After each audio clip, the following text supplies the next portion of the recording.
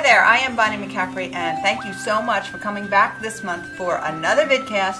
Now, Sue was with us last month, and she left us dangling with this neat little sample of stuff that we learned so much. If you didn't see last month's vidcast, you want to go back and watch, because it was really cool stuff. So I cannot wait to see what you show us this month. Well, so what are we going to do? Well, we at US Art Quest make all kinds of wonderful materials, and one of the things that we have are called microfibers.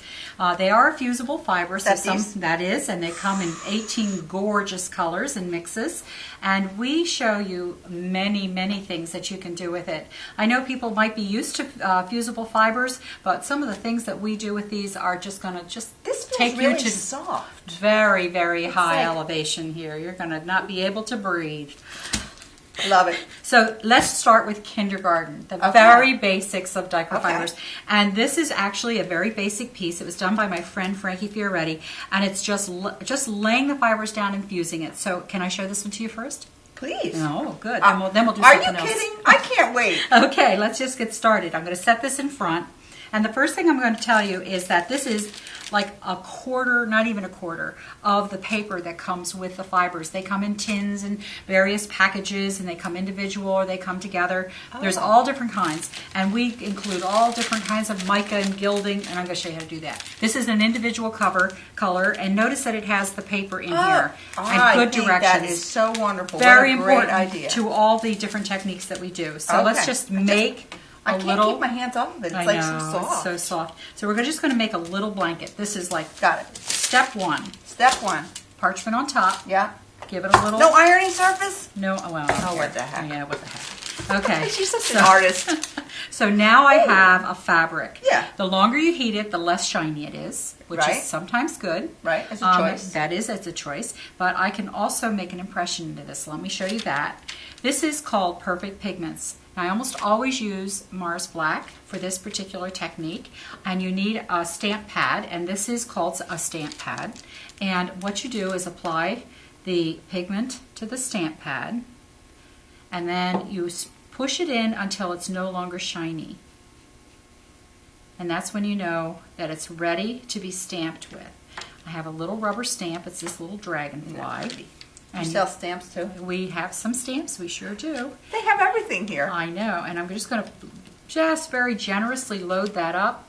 And you just have a few minutes because this paint dries quickly. Put your fibers on top. Oh, I thought you were going to put the one that was already done. No. Okay. Well, I can do that, but you don't have to. And yes, and see, I can use up all my old scraps. Now you put your paper on top, and you can't use this with clear stamps, only with red rubber. Red rubber stamps. Right, because clear stamps melt. Right, but red and rubber, I think the iron would not be kind to them. No, it wouldn't be. And then you lift this off of here, while and still now warm. There's my dragonfly. That is so cool. And I love it all fluffy like this, but you can flatten it, you can reflatten it, and now this is permanent. This is not going to rub off or anything. Right, so it's this fancy little... Yep. And you can use any really, really dark color. It works beautifully with this. And you can see this little piece where I added gilding earlier, I just ironed it right on here. Oh, I love that. Okay, so are we in like first grade now? Yeah, this is first grade. Okay, good. Okay, we'll have to move on because I want to show you how to take this little flat piece that I ironed a moment ago, and I'm going to just simply apply a sticker. And these stickers come in lots of different shapes and lots of different sizes. So I love the leaves. These are yours? These are our stickers that you can get right on our website or at one of our retail stores. Okay, I lift this little sticker. Oh, it's an outline. It's an outline, and I just applied it to the fibers. And then I'm just going to cut around them. So and it's sticky, right? It's sticky on one side. Now you don't want to iron these because they are made out of vinyl. So you want to put this in a quilt that's not going to get a lot of heavy use or add it as an embellishment onto the surface. Okay, so good. Here I've used flat pieces shaped, flat pieces left loose. So cut these in a shape. Right, and then included the stickers. So the microfibers can be used lots of different ways. We have another way that I'm going to show you. This one is called a lamb, a diaper lamb. And this is another... L-A-M? Well, laminate. So what we call the perfect laminate, and it's one of the pocket adhesives. And you heat the fibers in it. Remember, you have to have something to stick these fibers to something else. They only stick to themselves, nothing else. So you'll have to have an adhesive of some sort or your fusibles, and that's how you adhere it to something else. So this is sticky, kind of? This is sticky on one side, so you just heat it, and the fibers and the gilding and the flakes and the delights all adhere to. See this big one here? This is really special. I'm going to show you. This is high school stuff. So I'm going to show you high school we're here. graduating to high school here. Okay. Are we going to college today, or we're just going to get to high school? I'm just going to get to high school today. Okay. I mean, college, 4 years, that 4 whole years, thing, yeah. it just takes forever. So. All right, so just we're wait using on that perfect. What is this again? This is called Perfect Pigments. And Perfect Pigment. 24 colors, different sizes. Yeah. It's used for painting, fine art things, but you can also use it for stamping. Yeah. So how do I get that gilding to stick to these fibers if these fibers only stick to themselves? Well, I don't know, but I bet you're going to show me. I certainly am. So you put these fibers down. I'm just picking out any color. I'm not really doing anything great, but you can be more selective. And you use a little less than I put on there. Here. You mean you have to show restraint? A little restraint on the first layer, because we're going to add a second layer. Oh. And then you put your gilding down. Make sure you place it strategically. Get it off your fingers.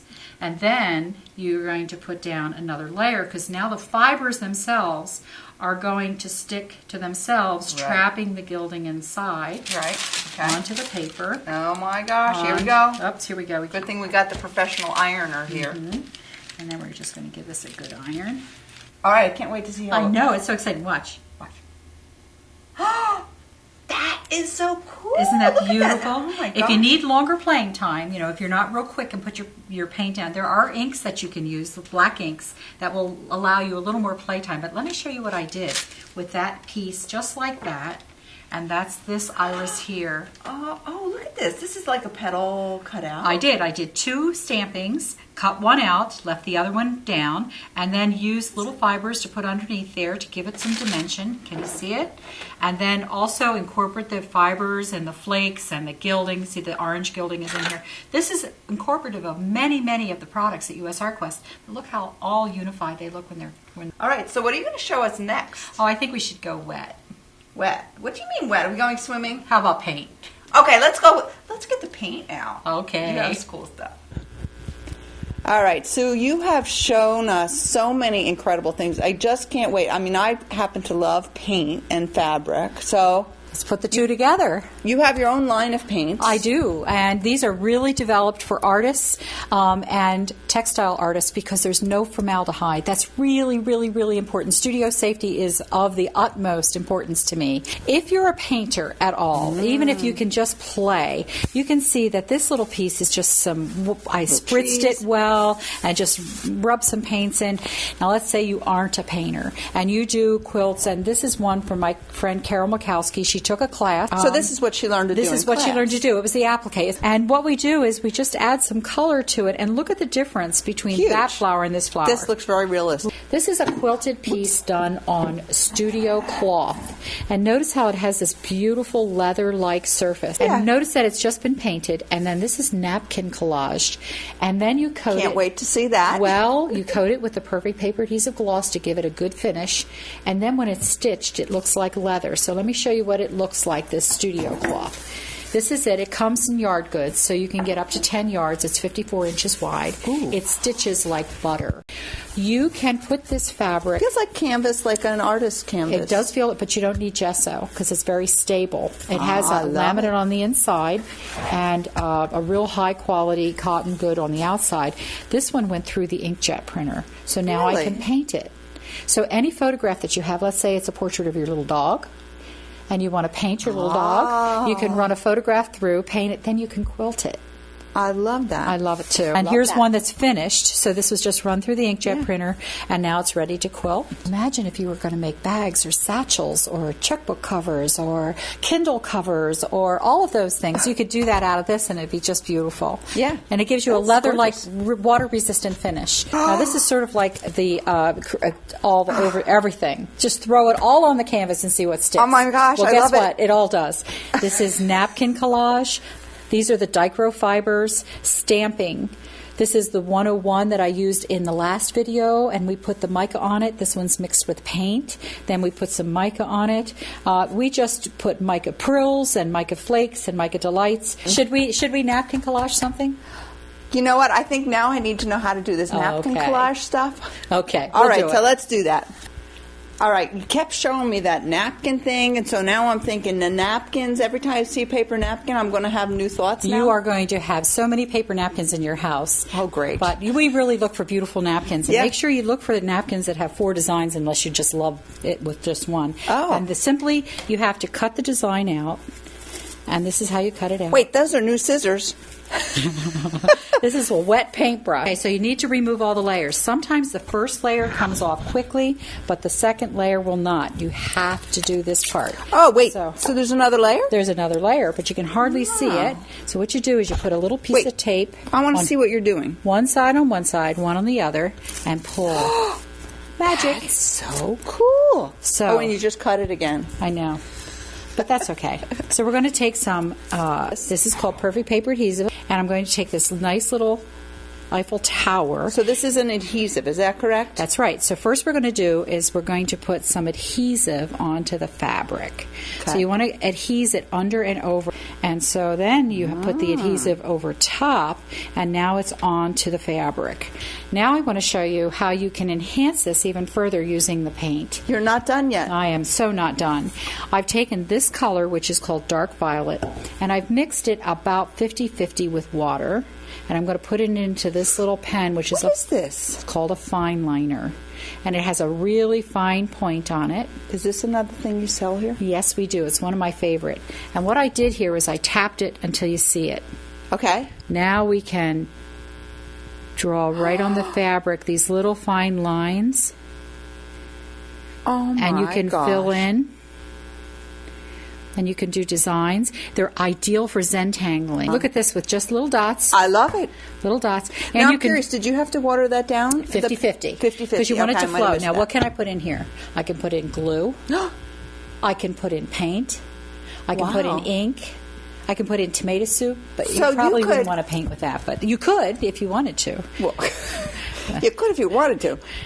Now, you just want to draw slow enough so that it pulls the you got to let it flow into the fibers. And look at that. So there's your name. Oh my gosh! It's as delicate as can be. So what a great way to sign your quilts. That is an awesome way to sign. Now this is the most important part. How do you clean this fine liner? You rinse it. You tap it upside down. You rinse it. Be aggressive. Tap it. Rinse it. Tap it. Dry it. And I'm going to blow it. And that clears the tip for the next time. Right. Because otherwise you have to use that little tool and clean it out. Because it comes with a little tool. I'll bet you sell everything that you need to be creative. I think so. And we sell all the best. Absolutely. But we manufacture it right here in Grass Lake, Michigan. About 92% of our products are made right here in the United States. We love this one. This one was done on the fabric itself. It was just a washed colored fabric. This is the paper napkin. And then we came in and did some painting, and then it was quilted. So before or after. Right. So, you know what? This is a little bit different than us quilters think. Right. Was the fact that you quilted it first and then you put the flowers on it. Right. So that's a little bit backwards. Yeah. Well, a little bit the opposite. Being as you're coming into the fiber world, you wouldn't have thought of that, which is really good because that makes it really creative. And let me show you this one final piece. Okay. This is all different kinds, and it was quilted after. So we took the silk and first adhered this little napkin. Here's the hydrangeas. Okay. This. And then this napkin, this one really, I think, is the most easy to understand. So this piece was torn out, hydrangeas were added, and then it was painted in. And look how beautiful that is. Love it. Gives you a wonderful outline to paint from. Napkin collage is really going to open up your world if you're thinking creatively with art quilt. Thank you so much for doing this. Thank you, Bonnie. Thank you with me. for coming today. Thank you. And thank you all. I hope you have enjoyed it. This has been phenomenal to see all of this neat stuff that can be incorporated into quilts. So thanks for coming, and I hope you'll come back next month to see what I have for you then. Thanks for being with me.